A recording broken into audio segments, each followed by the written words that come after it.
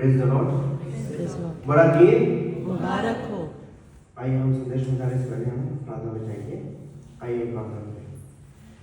हे सर्वशक्तिमान दयालु परमेश्वर, हम आपके पास आते हैं धन्यवाद के साथ प्रभु जी, धन्यवाद देते हैं सुंदर दिन, सुंदर समय दिखाए, धन्यवाद तो परमेश्वर पिता, धन्यवाद तो आज तक हमें संभाल के रखा, हर एक दुख और तकलीफ हर एक प्रॉब्लम से बचा के रखा, धन्यवाद तो परमेश्वर पिता।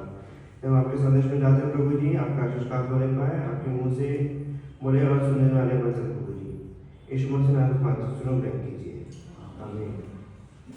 हमारे सामने स्क्रिप्चर पोर्शन ऑलरेडी पढ़ा जा चुका है, जो पाया जाता है मत्ती रचित सुसमाचार उसका पहला अध्याय 18 पद से 25 पद तक।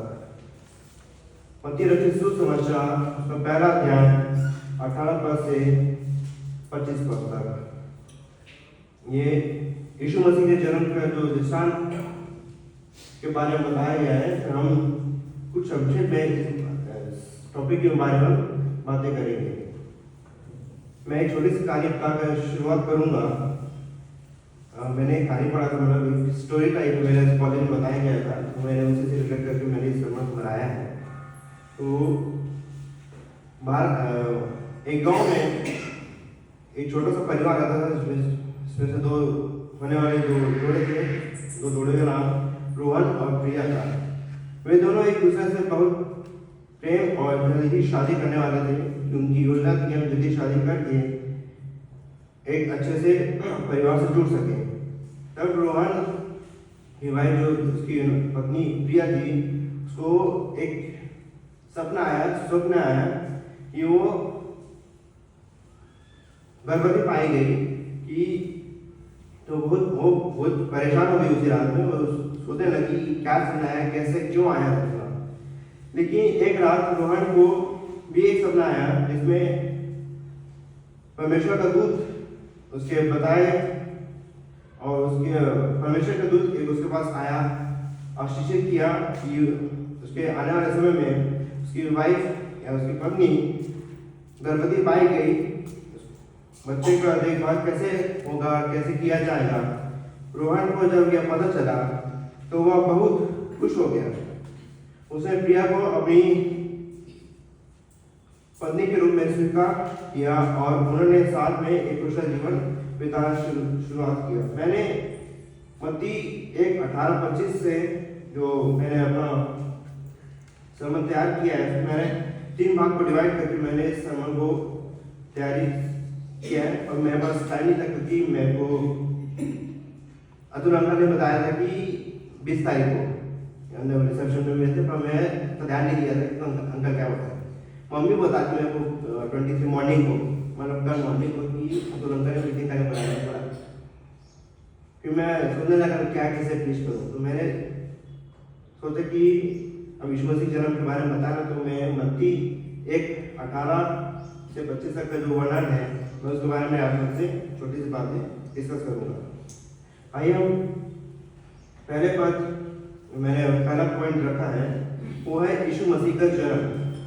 पद 18 में जो हम बातें सुनते हैं उसमें लिखा गया है, यीशु मसीह का जन्म इस प्रकार से हुआ कि जब उसकी माता मरियम की मंगनी यूसुफ के साथ हो गई, तो उनके इकट्ठा होने से पहले ही वह पवित्र आत्मा की ओर से गर्भवती पाएगी। हम इस बात को सत्य घटना भी कहते हैं, और यह पवित्र आत्मा की ओर से आज्ञा आई कि मरियम को स्वप्न भी आया था, और वो अपने स्वर्गदूत के माध्यम से गर्भवती पाई गई। यह घटना बाइबल के पुराने नियम में भी दर्शाता है कि यशाया 7:14 वर्ष में भी लिखा है, जिसमें कहा गया है कि एक कुंवारी पुत्र जनेगी, और यह बात से कहलाता है कि यीशु मसीह का आगमन किसी मानव जीवन का परिणाम नहीं है, बल्कि यह परमेश्वर की योजना है। हमें इस बात को सत्य से स्वीकार करना चाहिए कि परमेश्वर की ओर योजना अक्सर हमें समझ से परे होती है, लेकिन वे पूरी तरह से परिपूर्ण और सत्य वचन पे आधारित रहती है। यह वर्ष हमें यीशु मसीह के अद्भुत और दिव्य तरीके को बताता है कि मरियम और यूसुफ की शादी हो चुकी थी, लेकिन मरियम गर्भवती हो गई। यह कोई सामान्य गर्भवती होने का कोई स्थिति नहीं थी। यह पवित्र आत्मा की ओर से था कि परमेश्वर ने उसके अपने इकलौते पुत्र को उसकी गर्भ में डाला कि हम परमेश्वर की आज्ञा से हम उसकी नई दुनिया को देख सके। दूसरा जो पॉइंट रखा है वो है यूसुफ का विश्वास और आज्ञाकारिता, जो पद 19 से 21 में देखा जाता है। अतः उनके पति यूसुफ ने जो धर्मी था और उसने बदनाम करना नहीं चाहता था, उसके चुपके से त्याग देने का विचार किया। जब वह इन बातों के सोच ही में था कि प्रभु का स्वर्गदूत उसे स्वप्न में दिखाई देकर कहने लगा, हे यूसुफ, दाऊद की संतान, तू अपनी पत्नी मरियम को अपने यहाँ ले आने से मत डर, क्योंकि जो उसके घर में है वह पवित्र आत्मा की ओर से है। वह पुत्र जनेगी और तू उसका नाम यीशु रखना, क्योंकि वह अपने लोगों का उनके पापों से उद्धार करेगा। यूसुफ जो था वो मरियम के पति कहलाने लगा था, पर उसे जब पता चला कि मरियम गर्भवती थी तो उसने चुपचाप विवाह होने का विचार किया। लेकिन वह स्वर्गदूत ने उसे स्वप्न में प्रकट होकर परमेश्वर की योजना के बारे में बताया। यूसुफ पर एक धर्मी व्यक्ति भी था और उसने मरियम को सार्वजनिक रूप से अपनी पत्नी नहीं स्वीकार किया। यह उसकी करुणा और धैर्य को दिखाता है कि स्वर्गदूत ने स्पष्ट किया कि मरियम का गर्भ धारण परमेश्वर की शक्ति से है और उसका पुत्र लोगों को अपने पापों के बचाने के लिए आएगा। यह वर्ष जो हम देखते हैं 1920 वर्ष को कि यूसुफ एक धर्मी स्वभाव का था, पर मरियम गर्भवती होने की स्थिति को देखकर परेशान हो गया। वह यह नहीं चाहता था कि मरियम को समाज में अपमानित किया जाए, इसलिए उन्होंने गुप्त रूप से त्यागने का सोचा। पर यूसुफ का दिल दया और न्याय से भरा हुआ था, लेकिन फिर भी उन्हें स्थिति का सही समाधान नहीं पता था। जब वह सोच रहे थे कि क्या करना चाहिए, तो स्वर्गदूत ने उन्हें स्वप्न में अपना संदेश भेजा।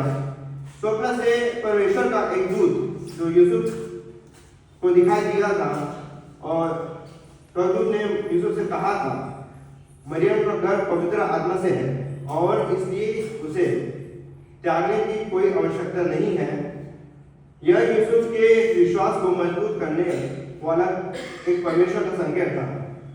अब हम अपने जीवन की कठिन परिस्थितियों का सामना करते हैं, तो हमें यूसुफ के इस जीवन का या उस परमेश्वर के विश्वास को देखना चाहिए कि हम परमेश्वर की आज्ञा, उसका जो आज्ञा है उसका पालन करना चाहिए। तो तीसरा मैंने पॉइंट लिया है वो है मसीह की पहचान और उद्देश्य। मत्ती 1:22-25 जो लिखा है, यह सब इसलिए हुआ कि जो वचन प्रभु ने भविष्यवक्ता के द्वारा कहा था वह पूरा हुआ। देखो, एक कुमारी गर्भवती होगी, एक पुत्र जनेगी और उसका नाम इमानुएल रखा जाएगा, जिसका अर्थ है परमेश्वर हमारे साथ। तब यूसुफ नींद से जागकर प्रभु के दूत के आज्ञा के अनुसार अपनी पत्नी को अपने यहाँ ले आया और जब तक वह पुत्र न जनी तब तक वह उसके पास न गया और उसने उसका नाम यीशु रखा। मत्ती ये स्पष्ट बताता है, उसकी किताब में मत्ती कहता है कि यीशु मसीह का जन्म केवल एक ऐतिहासिक घटना नहीं बल्कि परमेश्वर की भविष्यवाणी को पूरा करता है। स्वर्गदूत ने स्पष्ट किया कि उसने बालक का नाम यीशु रखा जाएगा, जिसका अर्थ है परमेश्वर उद्धार करता है। 23 में इमानुएल का उल्लेख किया गया है, जिसका अर्थ है परमेश्वर हमारे साथ है। यह हमें याद दिलाता है कि यीशु के द्वारा परमेश्वर ने हमें अपने निकट लाने का मार्ग बना लिया है। यूसुफ ने स्वर्गदूत की आज्ञा का पालन किया और मरियम को अपनी पत्नी को पत्नी के रूप में पूरी तरह से स्वीकार किया, जिससे परमेश्वर की योजना पूरी हुई। यह पुराने नियम में भी पूरा होने का संकेत है, जहां पाया जाता है यशायाह 7:14 में। मैंने पहले भी इस वर्ष का मैंने उल्लेख किया है कि भविष्यवाणी की गई कि एक कन्या गर्भवती होगी और उसका नाम इम्मानुएल होगा। इम्मानुएल का अर्थ ईश्वर हमारे साथ। यह हमें याद दिलाता है यीशु मसीह का जन्म ईश्वर के साथ हमारे संबंध को स्थापित करने के लिए था। यह हमें यह भी बताता है यूसुफ ने मरियम से विवाह किया, लेकिन उन्होंने उसे जन्म देने का शारीरिक संबंध नहीं बनाया। और जब यीशु मसीह का जन्म हुआ तो यूसुफ ने उसे नाम यीशु दिया। जैसा कि स्वप्न में बताया गया, यूसुफ ने पूरी तरह से परमेश्वर के दूत के निर्देशों का पालन किया। यह हमें सिखाता है कि यीशु का आगमन हमारे पापों से छुटकारा देने और हमें परमेश्वर के साथ भी एक नई संगति में लाने के लिए हुआ है। मत्ती 1:18-25 में केवल यीशु मसीह का जन्म के बारे में नहीं बताया गया, बल्कि यह भी बताया गया कि परमेश्वर उद्धारकर्ता की योजना को प्रकट करता है। यह हमें यीशु को दिव्यता, यूसुफ की योग्यता और हमें प्रति परमेश्वर के प्रेम का एक अद्भुत उदाहरण बताता है। मैं 3 प्रश्न आपसे पूछना चाहूंगा। क्या हम यीशु मसीह को अपने उद्धारकर्ता के रूप में स्वीकार करते हैं? क्या हम यूसुफ की तरह परमेश्वर की आज्ञा का पालन करने के लिए तैयार हैं, भले ही हमारी परिस्थितियां कठिनाइयों से भरी हो या ना हो? क्या हम इम्मानुएल की सच्चाई में जीते हैं, यह जानते हुए कि परमेश्वर हमेशा हमारे साथ है? यह हमें प्रेरित करता है कि हम अपने विश्वास को मजबूत करें और यीशु मसीह के द्वारा मिले हुए उद्धार को प्रशंसा करते हुए आगे बढ़ते चले जाएं। मैं जो स्टार्टिंग में मैंने जो कहानी बताया था, उससे सीखने को हमें यह मिलता है कि परमेश्वर हमारे जीवन की चमत्कारिक काम को करता है। वह हमारे लिए असंभव को संभव बना सकता है। हमें इस परमेश्वर का विश्वास करना और उसकी योजनाओं को अपने जीवन में लागू करना होगा।